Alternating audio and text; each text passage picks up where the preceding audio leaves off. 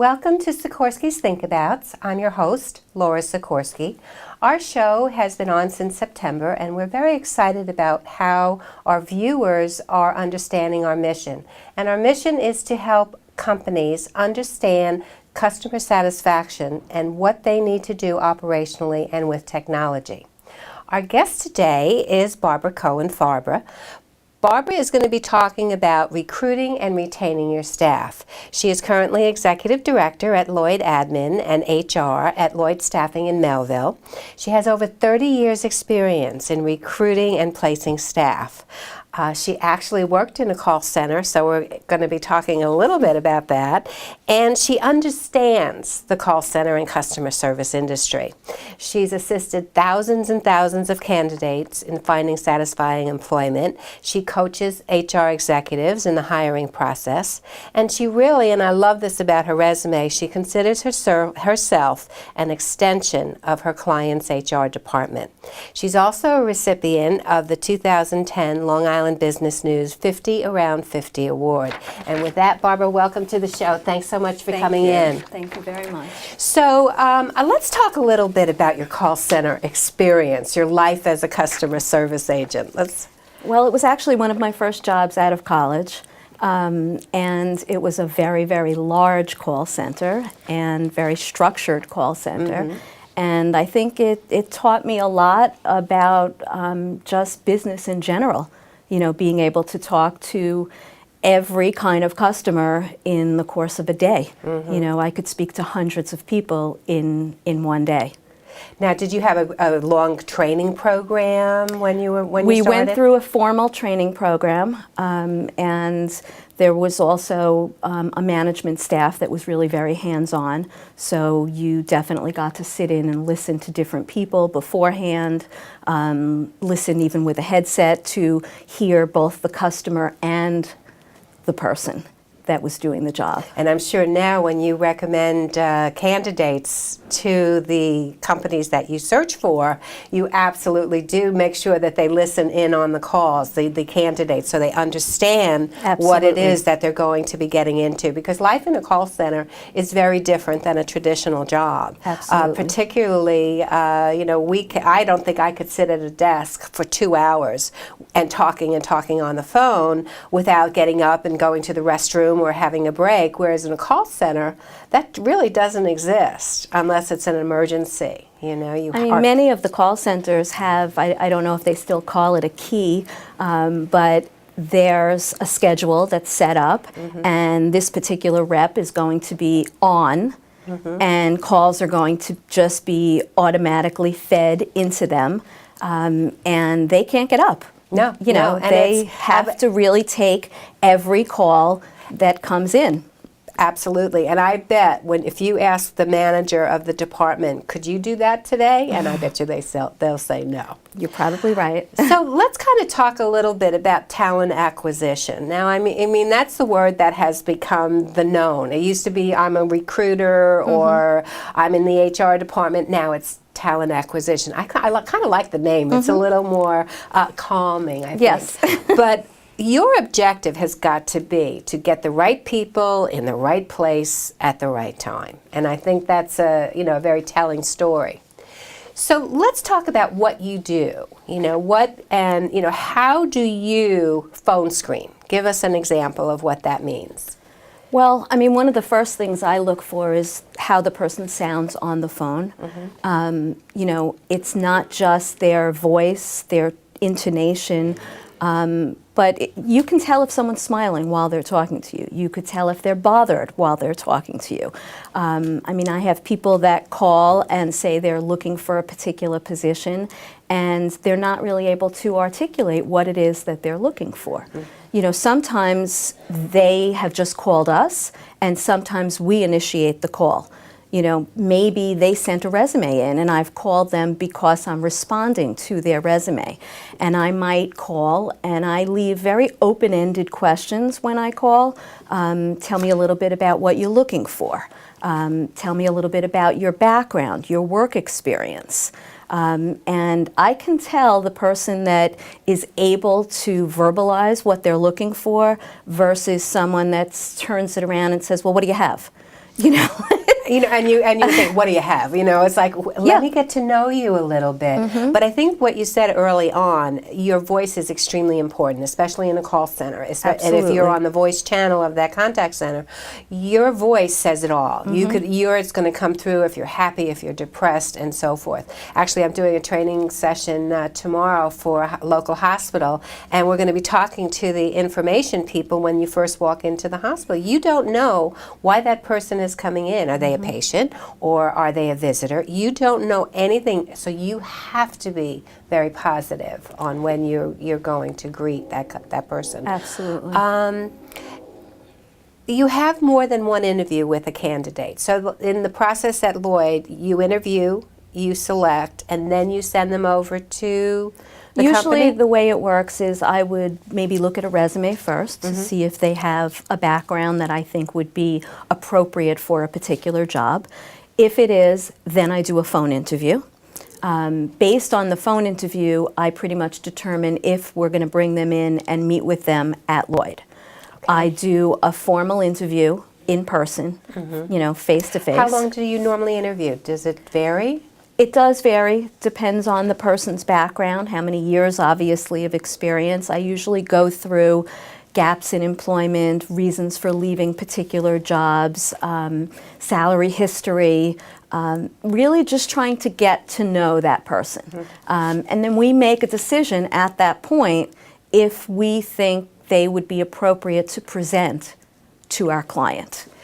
A question on resumes, though. I've heard lately that if people stay 2 or 3 years and then move, stay 2, 3 years and then move, rather than staying with a company for 15 and 20 years, is that the norm now, that people don't stay tenured at companies? I'm seeing more and more of that, but I think employers still like to see longevity. Longevity. So they want that commitment. They definitely want a commitment. They want someone that's going to be serious. There's a lot of time and money that goes into training, and they would rather someone come on board, start in one position, maybe move into a supervisory, maybe move into a manager, maybe move into a director role. Right. As opposed to, training them for 2 years. And then off they go. Happy feet they go, and Correct. then so forth. And training, it generally costs almost $3,500 to train an employee in today's world. So if you invest that amount of time, you would hope that employee does stay with your company. So you also, again, are requesting that they be honest about the job responsibilities, not all of a sudden they get hired and the job turns out to be something very different. Has that ever happened to you? I think people really need to realize and define what call center is versus general customer service. There are people that would love to be a customer service rep, speak to the customer, get off the phone, go research something. So it's kind of like a face-to-face? Or even over the phone, but a call center is that rapid-fire phone call that's coming through, and everything that you have to do to take care of that customer has to be done simultaneously while you're talking to that customer. You don't have the ability to hang up the phone and then research something and then call that customer back. Right, because the next phone is going to ring. Right, and they, the customer, want that first call resolution, want that problem taken care of that time when they call. So also I think in a call center it has to be a pleasant work environment. So we talked a little bit about how do you hire. So what is the decision process on the company's end? So they've interviewed the potential. How many times do they have that employee come back? The employer? The employer. I would say usually at least twice. Twice? Often HR is the first interview, and they determine if they feel this person is a fit for the company, if they're a fit for the job, if they're qualified for the job. And then they generally do a second interview to bring them back to meet with maybe the department supervisor. So the direct report. Maybe the call center manager, the call center supervisor, depending on how large a company would depend on how many layers they would go. Okay. Let's talk about the fundamental skills. I think, of any employee. Verbal communication skills. What do you look for when the person is speaking to you? Obviously, I look, or listen, I should say, for the person's ability to communicate in the English language, someone who can be compassionate in their tone, someone that you feel is actually listening, someone that you feel is actually going to care about the customers, as opposed to, I mean, there are people that come in and interview with me, and I don't feel it's a conversation. I feel like they're just answering a question and they want me to move on to the next question. Right. I answered you. Yes, let's go move on. on. I don't.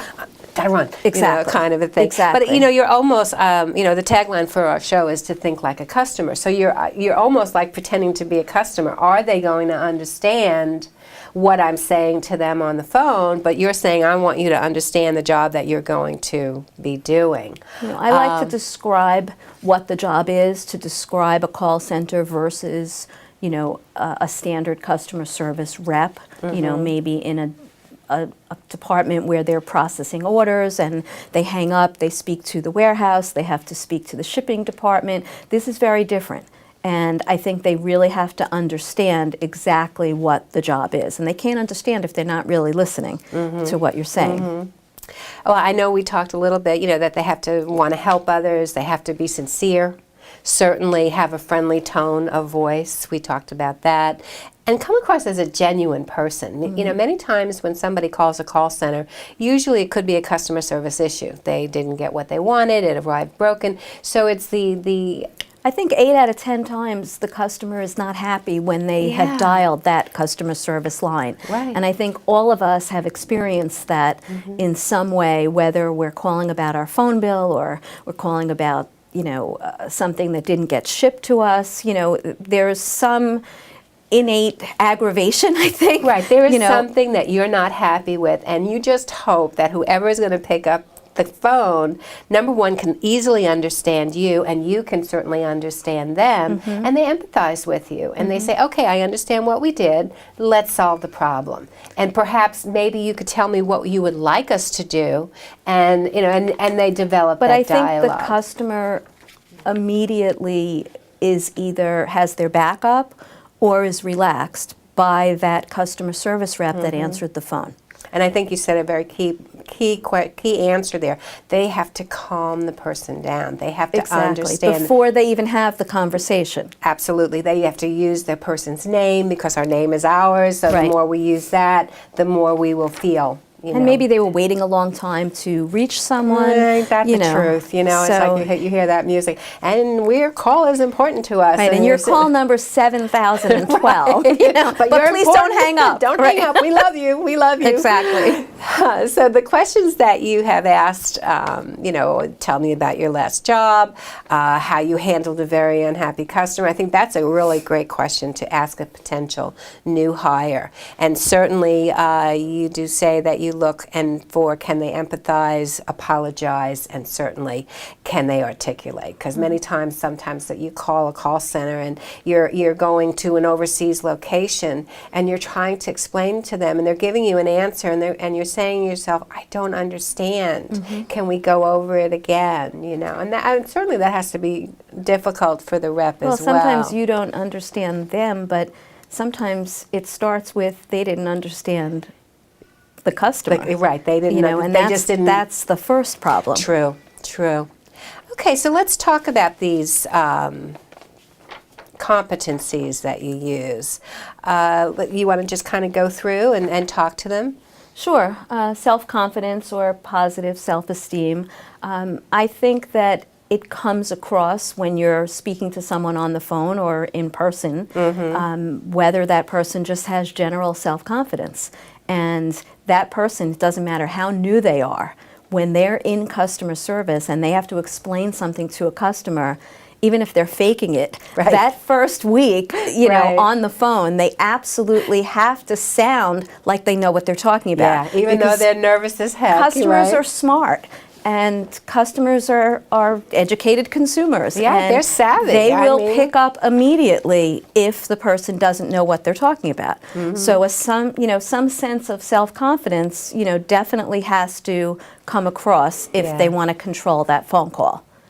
Initiative and self-motivated. I mean, they should be motivated to solve the problem. right. And not just go around in circles. I mean, I've been on the phone with customer service reps where we're just going around. Yeah, and, it's just we're that not circle getting anywhere. thing. Right. And again, it's so important for that rep to think like a customer. If you were in the same situation, How would you want to be treated? How would you want to be treated? Absolutely. 100%. Absolutely. That golden rule goes back to everything. It does. In customer It does. But service. there now is that platinum rule is to treat the customers the way they want to be treated. Oh, okay. That's kind of a new one. I haven't read, heard that one yet. I read recently Don McAuliffe, I think, I read in a magazine about it. So I Okay. was like, well, that's a cool kind of thing, Yeah. So certainly assertive and coping with skills, handling difficult. I think we talked about oral communications, problem solving. How do you solve what? And I think what that really, to me, is empowerment.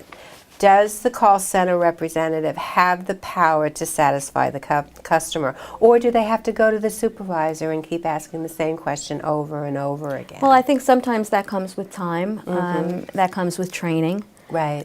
It comes with a good management staff, and a good management staff that can empower certain reps.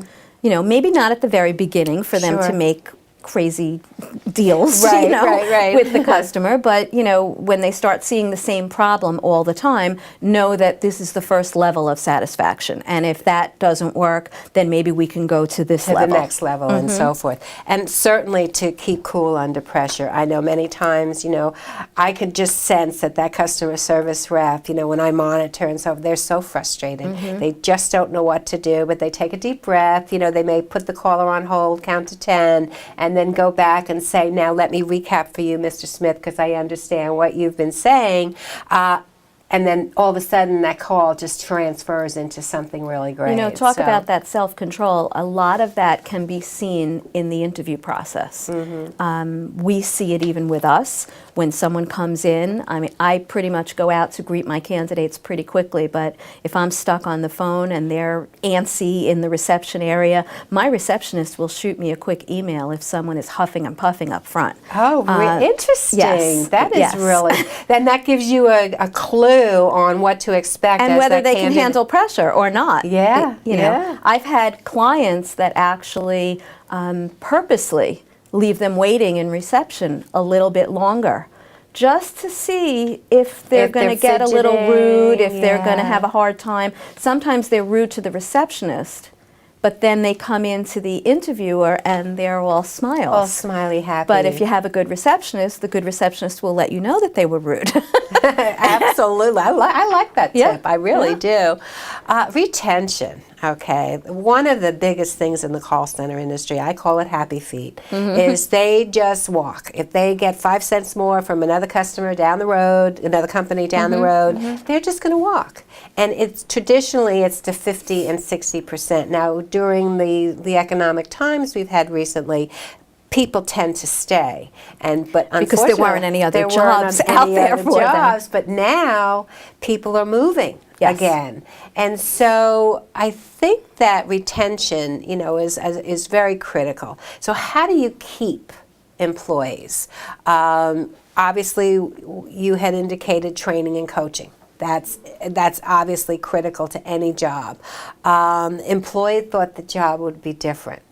And that's kind of hard to give them a heads up.